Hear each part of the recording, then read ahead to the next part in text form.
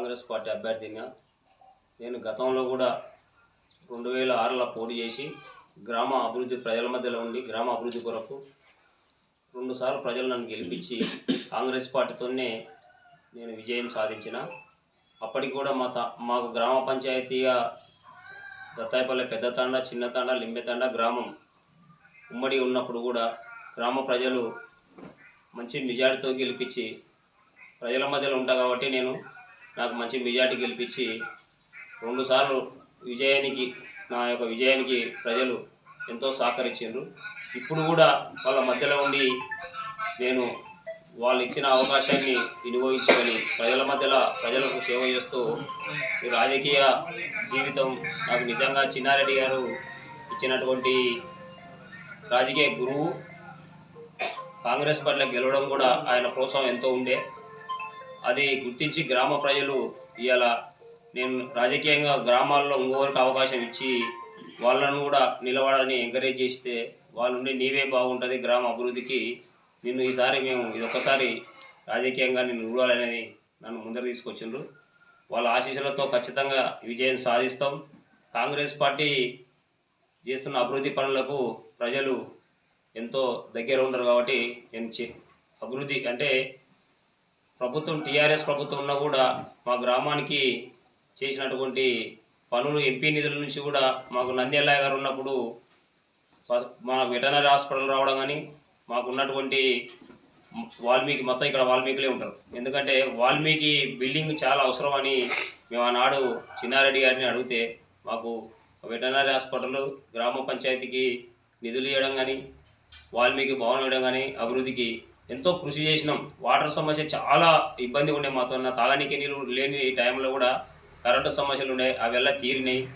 ఈరోజు మేము ఎన్నికలకు పోవాలంటే కూడా ఆ యొక్క పనులను చెప్పుకుంటూ పోతే అవతల వ్యక్తికి నేను ఏం పని చేసినానని చెప్పే పరిస్థితి లేకుండా ఉంది. కాబట్టి నాకు ఆ నమ్మకం ఉంది ప్రజల మీద. ఖచ్చితంగా నన్ను మళ్ళీ గెలిపిస్తారు. నేను ప్రజల మధ్యనే ఉంటా. నేను ఒక సర్పంచ్ అని కూడా ఎక్కడ కూడా ఫీల్ కాకుండా గ్రామ అభివృద్ధికి కరెంటు పోల్ ఎక్కిన రోజులు ఉన్నాయి. అదే పని మళ్ళీ చేస్తాను కూడా నేను ఈ యొక్క మీడియా ప్రకారంగా మా గ్రామానికి అభివృద్ధికి ఎంతో కృషి చేస్తానని కూడా ఈ సందర్భంగా చెప్తుంటా. కాబట్టి నేను గతంలో కూడా గ్రామ అభివృద్ధికి టీఆర్ఎస్ సర్పంచ్గా అంటే కాంగ్రెస్ సర్పంచ్గా గెలిచి టీఆర్ఎస్లో పోయినా కూడా మా వాళ్ళు అందరూ నీవు కాంగ్రెస్లోనే ఉండాలి, నీవు కాంగ్రెస్కి వెళ్ళి మేము మళ్ళీ గెలిపించుకుంటాం అంటే కూడా నేను వాస్తవంగా ఆ రోజు గ్రామ అభివృద్ధిని దృష్టిలో పెట్టుకొని పార్టీలు మారినా కూడా వీళ్ళంతా ఎండుదండ ఉండి నాకు ఈరోజు సపోర్ట్ చేస్తున్నారు. గ్రామ అభివృద్ధికి మేము చేసినటువంటి పనులు ఇవాళ మా కల్వెట్టు చాలా ప్రాబ్లం ఉండే. గ్రామానికి రావాలంటే వర్షాకాలంలో కల్వెట్టు దాటాలంటే ఎవరైనా పశువులు కానీ గొర్రెలు కానీ ఏమైనా సాకుంటే కూడా అది దాటని పరిస్థితిలో ఉండే. దాన్ని సాల్వ్ చేసుకున్నాం.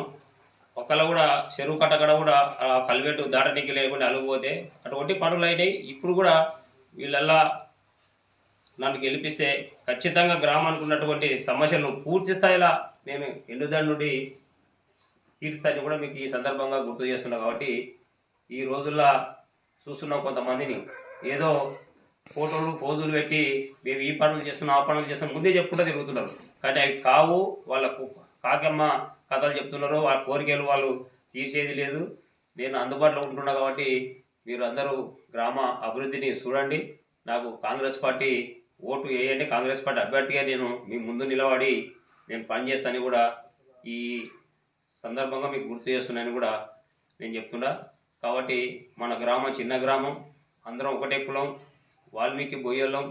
మనకు ముందర చిన్నతాండ ఆమ్లెట్ ఉంది కాబట్టి వాళ్ళు కూడా బతుకు తెరువుకు చాలామంది హైదరాబాద్లోనే ఉంటుంటారు. మేము నిన్న హైదరాబాద్ కలిసి వచ్చినాం. వాస్తవంగా వాళ్ళ పరిస్థితి చూస్తే ఇంకా మనం ఇంత వెనుకబడి ఉన్నామని కూడా అనిపిస్తుంది.